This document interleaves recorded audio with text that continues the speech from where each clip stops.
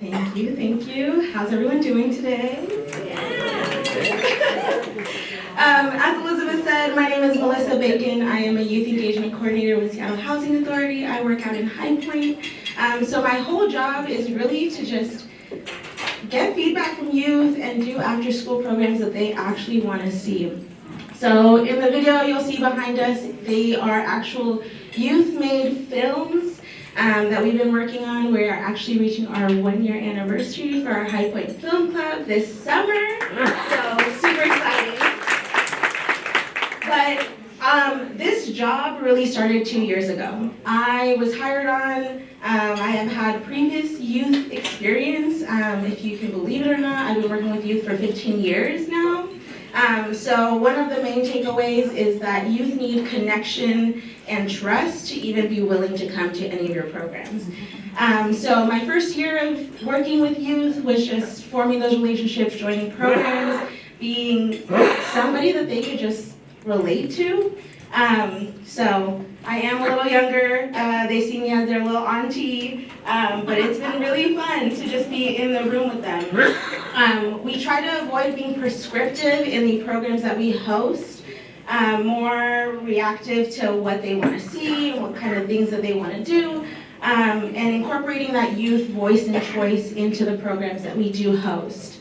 So like I said, my program started 2 years ago. The youth had very little experience in what it was to make films. These are some of the films that they got to work on last summer.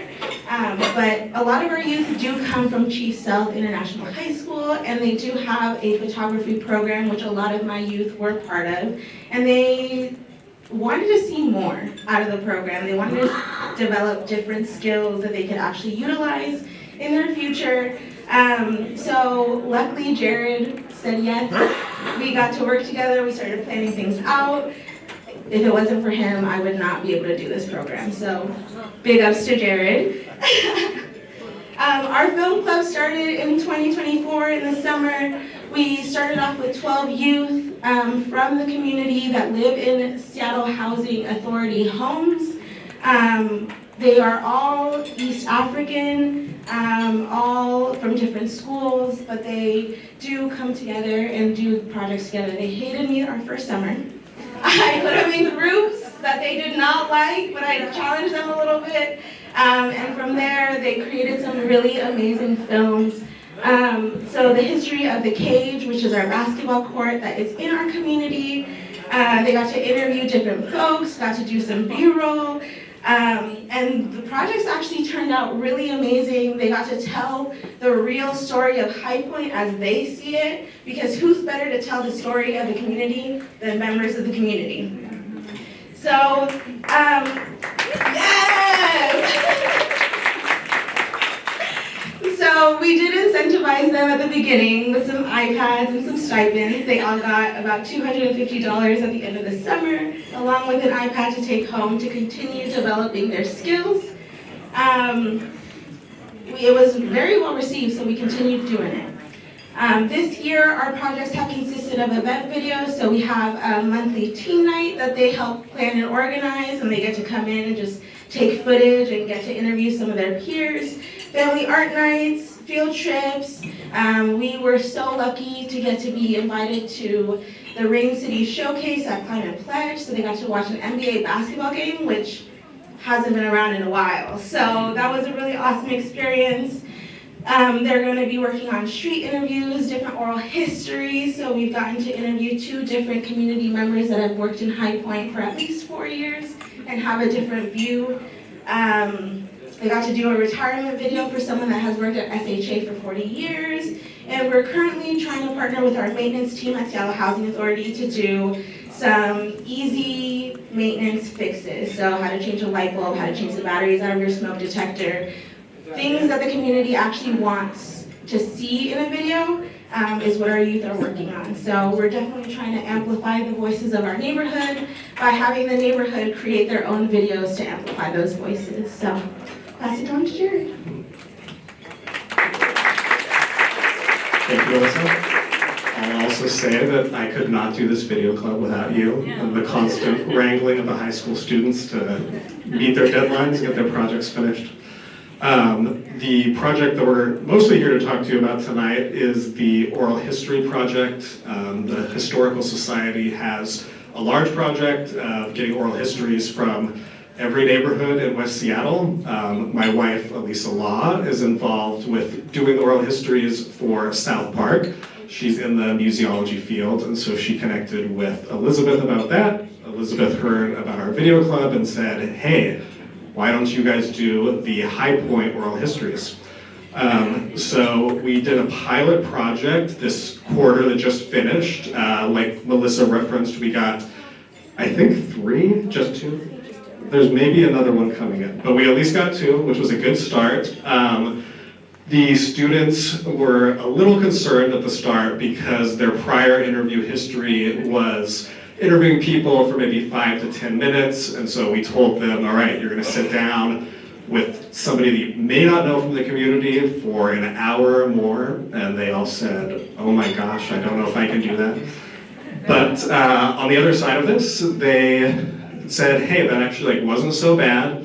They got a lot of help from Elizabeth and Keith Bacon, who I don't think is here tonight, but he's a local podcaster and media guy. Keith and Elizabeth dedicated a lot of time coming into the meetings for the students and brainstorming good residents to interview, good interview questions, sharing best practices for oral histories. And so, yeah, we're really happy with this first quarter being complete, and we anticipate doing many more oral histories in the coming quarters, years.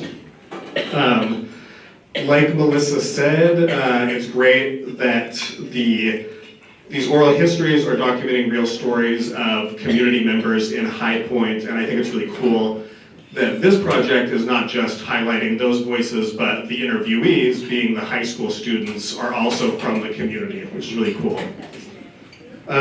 So yeah, they're building a lot of skills. They're building their videography and interview skills. They're learning about local history that pertains to them.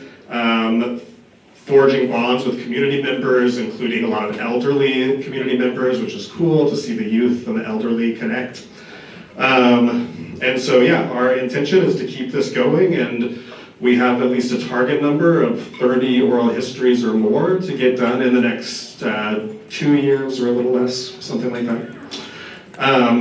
And yeah, something cool that just came up recently is there was a community meeting to celebrate a group of women known as the High Point Mamas.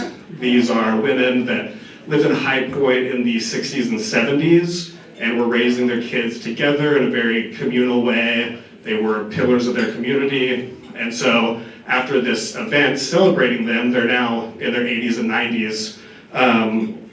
Somebody approached us who's a local filmmaker and said, hey, I want to make a documentary about these women. Can your club help us with making the documentary? Which is a really great opportunity for them. And we said, okay, we can also use these interviews as part of the Oral History Project. So we love to see these opportunities of a bunch of different groups coming together, working together. A story that we like to tell constantly working in community is seeing different elements of the community come together and make the community stronger in the process. So that's the goal of what we're doing with our club and with our collaboration with I always want to say South by Southwest, the Southwest Seattle Historical Society. And so anyway, yeah, we're very grateful for this opportunity. Yeah.